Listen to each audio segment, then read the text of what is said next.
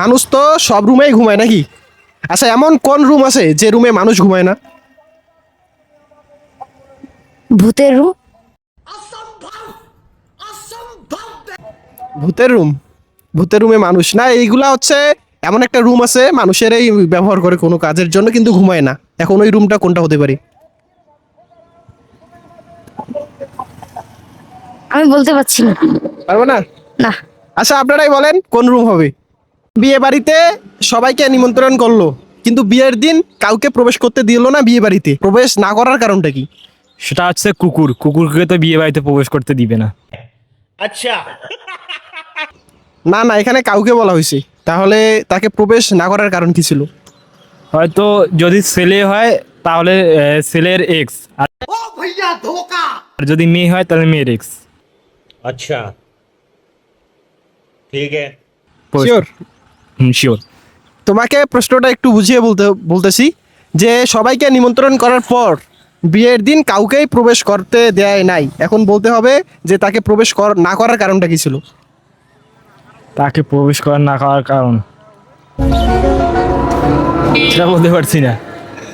আচ্ছা, সঠিক উত্তর কি হতে পারে আপনারাই বলেন। প্রশ্নটা একদম সহজ। তোমাকে বলতে হবে যে কোন প্রাণী চোখ খুলে ঘুমায়, মানে চোখ ঘুমানোর সময় চোখ বন্ধ হয় না।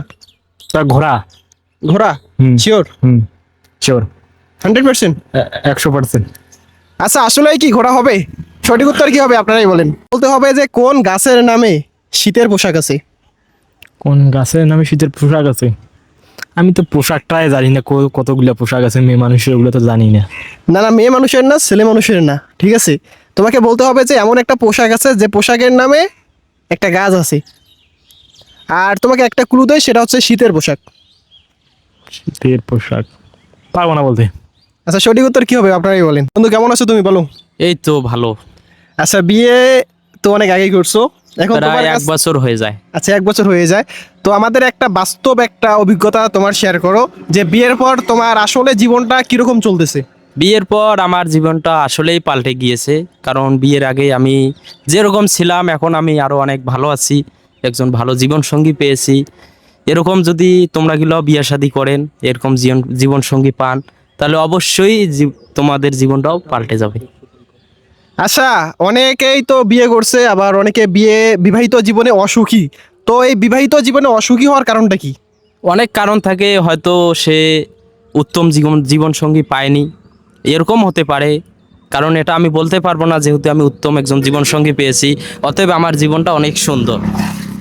আচ্ছা, এর মধ্যে অনেকেই বলে যে আমি বিয়ে করছি ভাই, তোরা বিয়ে করিস না। আমার অনেক বন্ধু ভাই বিয়ে করছে, বিয়ে করার পর বলে ভাই আমি বিয়ে করার পর যে ভুলটা করছি, এই ভুলটা ভাই তুই কখনোই করিস না। আসলে এই কথাটা বলার কারণ কি? একটু এরও কারণ আছে, হয়তো বা সে বেকারত্বে ভুগছে, যে ইনকাম সোর্স নেই, সে তার স্ত্রীকে চালাতে পারছে না, মেনটেন করতে পারছে না, সে কারণেই হয়তো বলছে। সেটা আমি বলবো না, যেহেতু আমার ইনকাম সোর্স আলহামদুলিল্লাহ আছে, আমি অনেক ভালো আছি। আচ্ছা, আমরা বা আমি বা আমাদের আরো অনেক বন্ধু সার্কেল আছে, এদের মধ্যে যদি কেউ বিয়ে করতে যায়, তাহলে তাদের উদ্দেশ্যে তুমি কি বলবা? আমি তাদের উদ্দেশ্যে এটুকুই বলবো যে যদি এরকম চিন্তা ভাবনা থাকে, তাহলে অবশ্যই একটু প্রতিষ্ঠিত হতে হবে, বা বাবার কিছু থাকতে হবে। যদি থাকে তাহলে তুমি বিয়ে করো, আর যদি না থাকে, ওরকম বেকারত্ব থাকে, তাহলে তুমি ওসবে যাইও না, কারণ নেক্সট টাইমে তুমি বেকারত্বে আরও বেশি ভুগবে, এবং এই যে বিবাহ জীবনে তুমি অসুখী হবে। তাহলে মেন কথা হচ্ছে যে বিবাহিত জীবন তখনই সুন্দর হবে যখন তোমার ইনকাম ঠিকঠাক থাকবে এবং উত্তম জীবনসঙ্গী পাবে। পাবে, এটাই। তখনই তোমার জীবন অনেক সুন্দর হবে। আচ্ছা আচ্ছা,